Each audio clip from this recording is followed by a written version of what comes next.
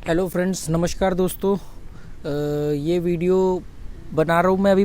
मेरा लास्ट जो वीडियो था वो अधूरा रह गया। उसमें मैं ये बताने की कोशिश कर रहा था कि मैं गोवा के अंदर जैसे 7 महीने पहले शिफ्ट हुआ। तो कई लोग पूछते थे कि आप गोवा में अपनी जीविका के लिए क्या कर रहे हो, मतलब आप का इनकम सोर्स क्या है, आप पैसे कैसे मैनेज करते हो, क्योंकि हमने तो सुना नहीं कि भाई आप कोई काम कर रहे हो, या मतलब कभी आपके किसी वीडियो में ऐसा जाना नहीं। तो लोगों के अंदर एक क्यूरियोसिटी थी, और तो उसके बारे में मैंने वो वीडियो बनाना शुरू किया। वो लगभग 4 साढ़े 4 मिनट बाद वो किसी टेक्निकल रीज़न से वो रिकॉर्डिंग बंद हो गई। तो वो मैंने उतनी ही अपलोड कर दी। तो मुझे लगा कि उसको कंप्लीट करना चाहिए। पर अच्छी बात क्या है कि आज पानी बहुत खूबसूरत दिख रहा है। मैं दिखाऊंगा आपको लास्ट में, मतलब काफ़ी अच्छा ग्रे कलर का, सिल्वर कलर का वो शाइन कर रहा है वाटर। तो मुझे लगा उसमें कई लोगों के कमेंट भी आए, कई लोगों ने बड़ा अच्छा हौसला अफजाई करी, कई लोगों ने काफ़ी चीज़ें वो बताई। तो मैंने कहा चलो उस वीडियो को कंप्लीट करूँगा और मैं बताऊँगा, इस बारे में बात करूँगा। तो हुआ क्या कि मैं जनरली अपनी फाइनेंशियल स्थिति के बारे में कभी ऐसे पब्लिकली बात नहीं करता, मतलब वीडियो वगैरह नहीं बनाता। पर क्या होता है कि एक लेवल के बाद में ना यूट्यूब भी आपको सजेस्ट करता है कि आप, जैसे आपने देखा होगा मेरे चैनल पे मैंने लगभग बहुत सारे वीडियो डाले पिछले 3-4 महीने के अंदर। तो मैंने कम से कम 200 से 300 वीडियो डाले। टोटल मेरे चैनल पे 600-650 वीडियो हैं, जिसमें मेरी कश्मीर से कन्याकुमारी तक की अकेले साइकिल जर्नी जो मैंने बिना पैसों के करी थी उसके वीडियोज़ हैं। काठमांडू से दिल्ली आया था मैं साइकिल से, उसके वीडियोज़ हैं। पर कभी भी मेरे किसी भी चैनल के किसी भी वीडियोज़ पे ज़्यादा व्यूज़ नहीं है। तो यूट्यूब ने सजेस्ट किया कि भाई आप ना वो एक टॉपिक सजेस्ट करता है तो उसकी आप इस तरह के वीडियो भी बनाओ। तो वो सजेशन में भी आया कि भी लोग आपके इस तरह के वीडियो देखना चाहते हैं आपके बारे में।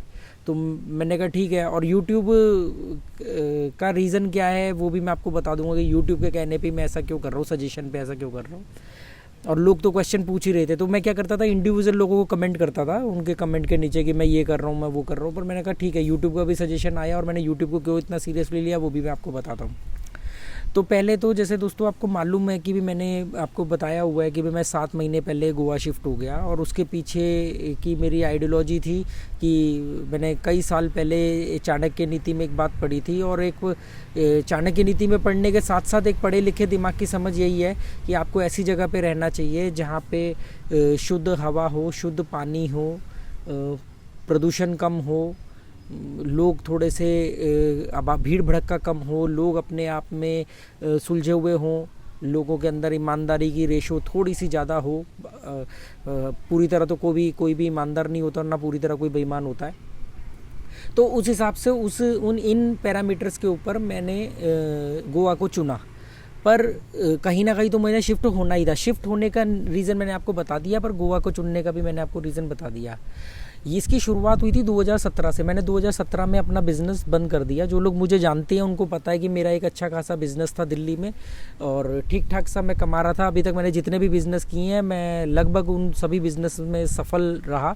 और मैंने हमेशा एक चीज़ करी कि मैंने हर बिज़नेस की सफलता पे, मतलब ऐसा नहीं होंगे सफलता कोई मैं बिज़नेस टाइकून बन गया, पर मैं जिस भी औकात के साथ और जिस भी लोगों के बीच में, जिन लोगों के बीच में वो बिज़नेस करता था या जिन लोगों के साथ प्रतिस्पर्धा होती थी, कंपटीशन होता था, उनमें मैं बेहतर परफॉर्म कर पाता था। ये लोग जानते हैं। अभी तक मैं किसी बिज़नेस में असफल नहीं रहा सिवाय 1 या 2 के, और उसके भी कई कारण हैं। हालांकि उसकी नैतिक जिम्मेदारी पूरी तरह मेरी ही बनती है और मैंने उसको माना भी। तो मैंने 2017 में बिज़नेस बंद कर दिया। मैंने मतलब उस समय एक फ़ैसला लिया जिस पे मैं अभी तक कायम हूँ और आगे भी शायद मैं रहूँगा। शायद इसलिए लगा रहा हूँ कि कोई भी चीज़ फिक्स नहीं होती है, कोई भी चीज़ परमानेंट नहीं है इस धरती पे। तो अभी तक मैं कायम हूँ कि मैं पैसा नहीं कमाऊंगा। पैसा नहीं कमाऊंगा का मतलब, मैं इसको क्लैरिफाई कर दूं आपको, कि पैसा नहीं कमाऊंगा का मतलब कि मैं बिज़नेस नहीं करूंगा, मैं व्यापार नहीं करूंगा। पैसा ज़रूरत है। अगर मैं आपसे बात कर रहा हूँ तो जिस फ़ोन के माध्यम से बात कर रहा हूँ तो वो भी पैसों का आया है। मैं अभी रोटी खाऊंगा रात को तो वो भी पैसों की आएगी। पर वो पैसा कमाना जिसके पीछे, जो रैट रेस जिसके पीछे दुनिया लगी हुई है, वो पैसा तो देखो एक किसान भी कमा रहा है, और वो उसी ज़मीन के ऊपर कोई फैक्ट्री या उद्योग लगा ले तो वो बहुत ज़्यादा पैसा कमा सकता है। और ऐसा जब पूंजीवाद की शुरुआत हुई भारत में तो ऐसा हुआ भी कि ज़मींदारों ने ही फिर औद्योगिकरण पे उतरे। तो मैं पैसा मैंने ना कमाने का फ़ैसला किया कि मैं ये जो व्यापारी तरीका है, ट्रेडिंग का जो तरीका है, या ये जो बिज़नेस की जो रैट रेस है, इस तरीके से मैं कभी भी पैसा नहीं कमाऊंगा। और मैं पैसा सिर्फ उतना ही कमाऊंगा जितना एक इंसान के ज़िंदा रहने के लिए ज़रूरी है, जो उसकी मूलभूत सुविधाएं हैं। मूलभूत सुविधाओं की को तो हर एक आदमी की अपनी निजी परिभाषा है। एक अपग्रेड मतलब उच्च स्तर के मध्यम वर्ग का लिए एसी भी ज़रूरी है, उसके लिए वो बेसिक में आ जाता है। और कहीं पे किसी के लिए कूलर ज़रूरी है और कहीं पे किसी के लिए पंखा ज़रूरी है। तो सबकी अपनी निजी परिभाषा है उसकी मूलभूत ज़रूरत की। तो मैंने कहा कि मैं अपनी ज़रूरतों को सीमित करूंगा, इसलिए नहीं कि मेरे पास अब पैसा नहीं रहेगा, या वो उसकी ज़रूरत भी नहीं होनी चाहिए, क्योंकि एसी में सोने के नुकसान क्या हैं, फ्रिज के पानी पीने के नुकसान क्या है, ये आप सब लोग जानते हैं।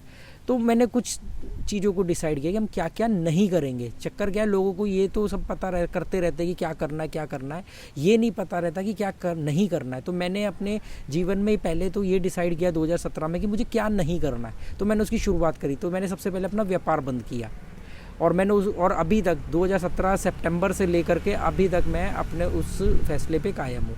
पर इस बीच में मैंने रोटी कैसे खाई, तो मैंने आपको बताया कि जैसे यूट्यूब पे मैंने अपने वीडियोस डाले, तो वो वीडियोस में से एक वीडियो के वायरल होने की वजह से मुझे बीच बीच में कभी कभी रकम मिल जाती, बीच में 2-4 महीने में कभी एक बार, 5 महीने में एक बार, और वो भी बहुत छोटी रकम होती है। पर वो छोटी रकम के हिसाब से होती है, और जिस समय वो पैसा आता है उस समय वो अपनी बहुत बड़ी कीमत पे होता है। ठीक है।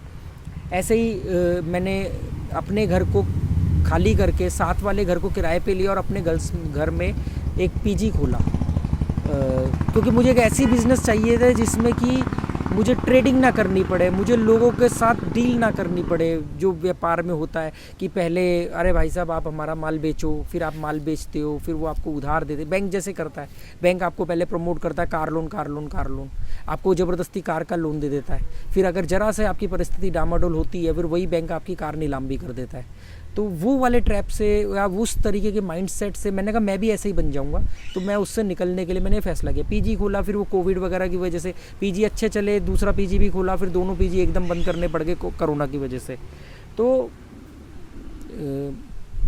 फिर मैं यहाँ गोवा आ गया। अब गोवा में आने के बाद मेरी इनकम का जरिया क्या है, तो मैंने आपको बताया कि मेरे दिल्ली वाली प्रॉपर्टी से मुझे रेंट आता है, यहाँ पे मेरा एक रेंट जाता है। दिल्ली वाली प्रॉपर्टी से मुझे 17,500 के करीब रेंट आता है। यहाँ पर जो मैं 14,000 का रेंट दे रहा हूँ, 2 BHK है, फुली फर्निश्ड है। हम दिल्ली से सिर्फ अपने कपड़े लेके आए, सारा सामान मैंने अपना OLX पे सेल कर दिया। वो चीज़ें सेल करी जिनको ख़रीदने के लिए सालों साल हमने प्लान किया, और हमारा ड्रीम प्रोजेक्ट होता था कि घर में डाइनिंग टेबल होना चाहिए, तो ले आए डाइनिंग टेबल 30-35 हज़ार का। फ्रिज होना चाहिए तो ले आए 70,000 का फ्रिज, ट्रिपल डोर फ्रिज। ये सब करा के बाद में मालूम पड़ा ये तो कचरा इकट्ठा कर लिया था हमने। वो डाइनिंग टेबल पे खाना खाने के अलावा बाकी सारे काम होते थे, उस पर सामान रखा जाता था। बाद में उसको बेच दिया कूड़े के रेट पे। डाइनिंग टेबल, बहुत सारा सामान जो नहीं बिक पाया वो लोगों को बांट के आ गया। और ऐसे करके मैंने वो, और इसका मुझे मलाल नहीं है, ये मैं इससे रेफरेंस में नहीं कह रहा हूँ कि मुझे कोई मलाल हो रहा है या अफसोस की वजह से, या मैंने कोई पैसों की वजह से उनको बेचा। वो कचरा था, मुझे खुशी होती कि मैं उस कचरे को कम करने में या अपने जीवन से निकालने में कामयाब रहा। तो उसके बाद मैं उन्हीं पैसों से मैं यहाँ आ गया। अब जब आप बिज़नेस बंद करते हो, अब इसको आप एक सरल भाषा में समझिए, मैं आपको एक उदाहरण बताता हूँ। जब आप किसी पुराने घर में रह रहे होते हो, आपका घर बहुत पुराना हो जाता है, तो आप फैसला करते हो कि मुझे इसको नया बनाना है। आपको लगता है इसमें सुविधाएं कम है, इसमें सिक्योरिटी कम है, कभी भी गिर सकता है, कभी सीलन आ जाती है, कभी बारिश का पानी आ जाता है, तो आप उसको नया रेनोवेट करने का या नया बनाने का फैसला करते हो।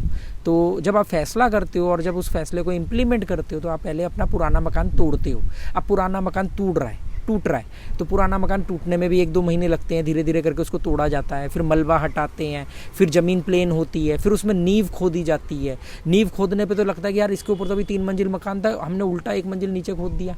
फिर उसके बाद जाके उसकी नींव डलती है, फिर वो समतल होता है, फिर उसके बाद जाके उसके ऊपर एक मकान नया खड़ा होता है, जो आपकी नई नीतियाँ, नई ख्वाहिश, नई असूलों के हिसाब से, नई सीखे हुए तरीके से वो होता है।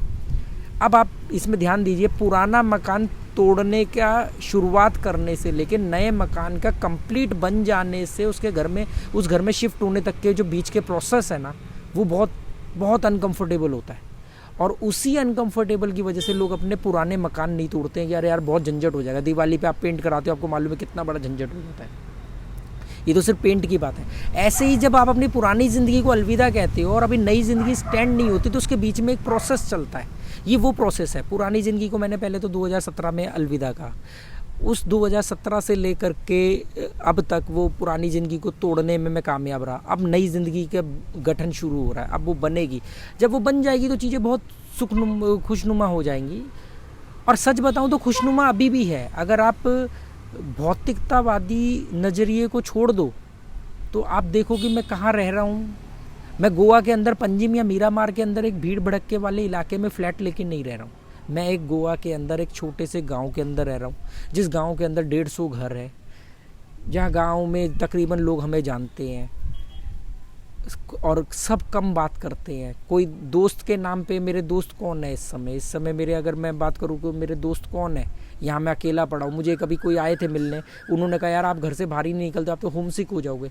मैं सच कह रहा हूँ, होमसिक कैसे हो जाओगे जब आप अपने दोस्तों के साथ रहते हो। तो मेरे दोस्त हैं विवेकानंद, मेरे दोस्त हैं महात्मा गांधी, मेरे दोस्त हैं सुभाष चंद्र बोस, चाणक्य, सोक्रेटिस, सुकरात, अरस्तु, प्लेटो, लाओ त्से, क्योंकि मैं इनको पढ़ता रहता हूँ, सुनता रहता हूँ, तो लगता है कि जैसे मैं इनको बहुत करीब से जानता हूँ। क्योंकि आप जब इतना ज़्यादा पढ़ते हो इनके बारे में, ये इन्होंने ये अच्छा उस समय ऐसा किया था, अच्छा उस समय ये ऐसा सोचते थे, ये उन्होंने गलती करी थी, ये उन्होंने सही किया था, तो ऐसे लगता है कि अरे यार आप तो मतलब ये तो बड़े आपके करीबी लोग हैं, आप इनके बारे में सब कुछ जानते हो, रोज़ आप इनके बारे में कुछ ना कुछ जानते हो। तो अभी मैं आजकल हिंदी साहित्य थोड़ा सा पढ़ने और समझने की कोशिश कर रहा हूँ। मेरा पैसे से ना अब धीरे धीरे मोह भंग हो, मतलब 2017 में भी मेरे को लग गया था कि पैसा एक नंबर के अलावा कुछ नहीं है। आप 4 रोटी खाओगे, अगर मान लो आपकी 4 रोटी 6 रोटी की खुराक है, तो वही आपका उसको ख़रीदने के लिए जो भी कीमत लगती है वही आपके लिए पैसा है। उसके बाद सब कचरा है। अगर वो 4 रोटी 1 करोड़ रुपए की आएगी तो आपको 1 करोड़ रुपए ही आपको कमाने चाहिए। पर अगर 4 रोटी 50 रुपये में आपका एक वक्त का खाना हो सकता है या 100 रुपये में हो सकता है, तो फिर क्या मैं पागल हूँ क्या मैं 200 रुपये कमाऊँगा? तो आप कहोगे यार तो कल कैसे खाओगे, परसों कैसे खाओगे? ये मतलब ये तो फ्यूचर प्लानिंग हो गई। तो आप मुझे बता दो कि क्या कभी किसी की फ्यूचर प्लानिंग बिल्कुल वैसे हो पाई है? क्या ये जो कंसल्टेंट होते हैं, जो आपके फाइनेंशियल कंसल्टेंसी देते हैं या आपके फ्यूचर को प्लान करते हैं, जो ज्योतिष होते हैं, जैसे मैं भी एक एस्ट्रोलॉजर हूँ, मेरी एस्ट्रोलॉजी क्यों नहीं चली? क्योंकि मैंने लोगों को बोला कि आपको ज्योतिषों के पास नहीं आना चाहिए, आपको मेरे पास भी नहीं आना चाहिए, आपके पास खुद सामर्थ्य है। वो ये सुनना नहीं चाहते। तो आप फ्यूचर कभी प्लान किया जा सकता है? अगर आप इस बात को मानते हो तो आप कह सकते हो कि मैं गलत कर रहा हूँ।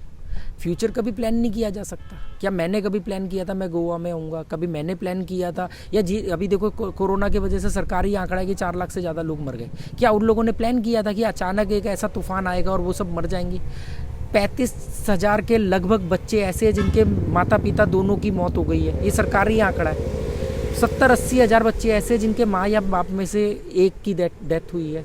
कितने लोगों के बिजनेस बंद हो गए। अभी मैं पढ़ रहा था हयात रेजिडेंसी बंद हो गई, टिटॉस गोवा का बंद हो गया। कारण कुछ भी रहे हो, क्या इन लोगों ने प्लान किया था कि हम बंद कर देंगे या हमारे बंद हो जाएंगे? जब कुछ भी प्लान नहीं किया जा सकता तो मैं क्यों प्लान करूँ? आज तक मैं भूखा नहीं सोया हूँ। अच्छा, अगर मैं अपने बच्चों को अगर सब कुछ सुविधाएं दे दूँ, जैसे जो शहरों में मध्यम वर्ग करता है, तो आप बच्चों को कभी मुंशी प्रेमचंद की कहानी है कफन, कभी आप सुनना, मैं ये कभी आपको किसी वीडियो में बताऊंगा।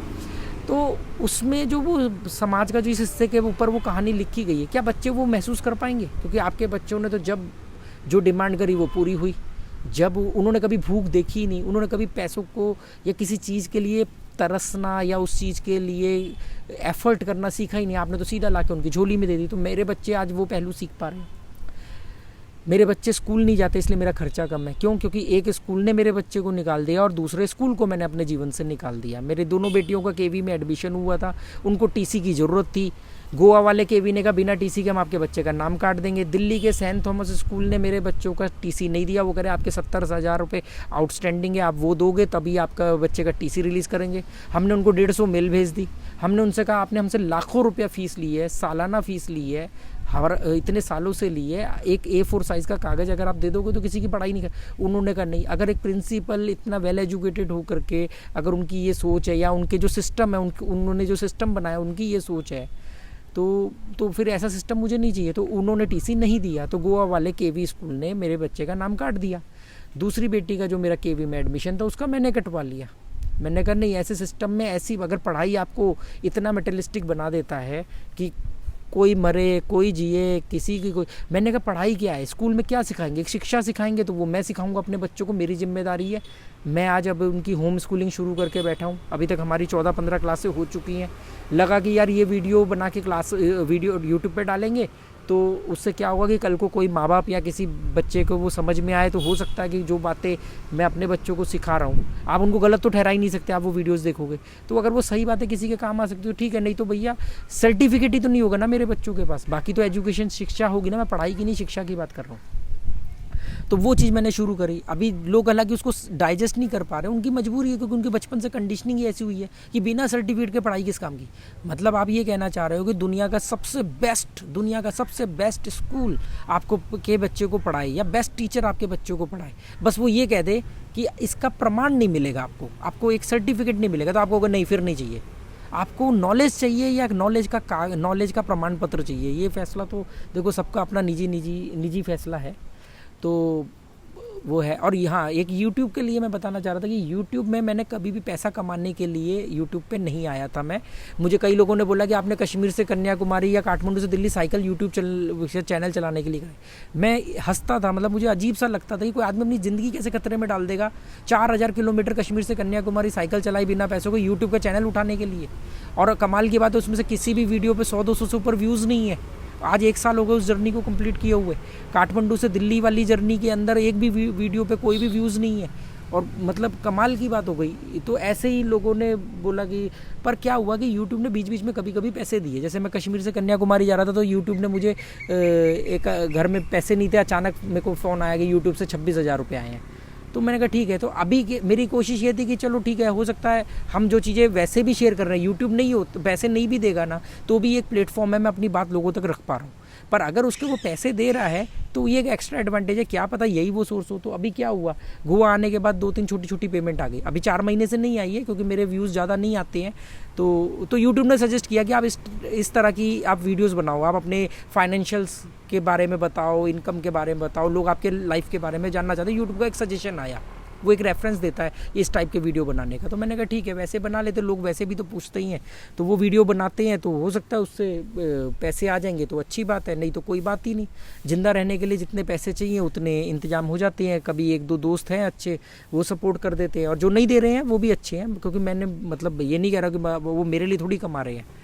तो और ना मैं सबसे अच्छी बात क्या है, मैं अब सुकून से हूँ, खुश हूँ, एक पॉल्यूशन फ्री एनवायरनमेंट में हूँ और डरा हुआ नहीं हूँ, और अपने फ़ैसले पे मुझे फ़क्र है, गर्व है, और मैं अपने बच्चों को सही शिक्षा दे पा रहा हूँ, नैतिक शिक्षा दे पा रहा हूँ, सामाजिक शास्त्र सिखा पा रहा हूँ, उनको समाज में रहने के तौर तरीके सिखा पा रहा हूँ। वो वाली पढ़ाई नहीं करवा रहा कि पढ़ने के बाद ही वो बच्चा रेड लाइट भी जंप करे और वो रिश्वत भी ऑफ़र करे और सीए के पास बोले भाई साहब ज़रा नील की आईटीआर बना देना, या कम से कम टैक्स वाली आईटीआर बना देना। वो माइंडसेट से मैं तो दूर हो चुका हूँ। मैं चाहता हूँ मेरे बच्चे भी दूर हों। अभी मेरी फ्यूचर प्लानिंग क्या है गोवा को लेके, मैं अपने अगले वीडियो में बताऊँगा कि मैं क्या सोचता हूँ। प्लानिंग तो नहीं कह सकता, ये मेरी सोच है। मुझे नहीं मालूम, इससे बेहतर भी हो सकता है, यही सोच। और मैं बड़ा सकारात्मक व्यक्ति हूँ, तो मुझे मालूम है कि मैंने, और आपको सबसे बड़ी बात बताऊँ, मैं लॉ ऑफ अट्रैक्शन को बहुत मानता हूँ, क्योंकि मैंने ये भोगा है। मैं इसको डेली फील करता हूँ। कश्मीर से कन्याकुमारी वाली जर्नी में मैंने फील किया लॉ ऑफ अट्रैक्शन। मतलब मैं जो चीज़ सोचता हूँ ना, वो मेरे साथ हो जाती है। वो टाइम की मैं गारंटी नहीं ले रहा, क्योंकि मुझे मालूम वो कई बार वो ड्यूरेशन लंबा हो जाता है, क्योंकि वो डिपेंड करता है कि मैं कितनी शिद्दत से उसको सोच पा रहा हूँ या कितने सकारात्मकता तरीके। 100% सकारात्मक तो कोई भी नहीं हो सकता ना, तो वो उस वजह से वो डिले हो जाती है या उसकी वैल्यू थोड़ी सी कम हो जाती है, पर वो चीज़ होती है। मैं अपने 20 साल की हिस्ट्री को चेक करता हूँ, क्योंकि शुरू में मुझे लगता था ये तुक्का है, ये इत्तेफाक है। फिर मुझे मालूम पड़ा नहीं, ये इत्तेफाक नहीं है। इसके बारे में पढ़ा तो लोग बड़े, आपने बहुत सारे पढ़े होंगे, किताबें पढ़ी होंगी, संतों की वाणी सुनी होगी कि अरे आप जो भी चाहोगे वो आपको मिलेगा, आप सच्चे मन से चाहो तो सही। आप, या वो शाहरुख खान की मूवी का डायलॉग है कि भाई आप शिद्दत से चाहोगे तो पूरी कायनात। ये बिल्कुल फैक्ट है, ये लॉ ऑफ अट्रैक्शन है, इसके पीछे पूरा एक विज्ञान है। और अगर आप सही ढंग से देखोगे तो क्वांटम थ्योरी भी इस पर काम करती है।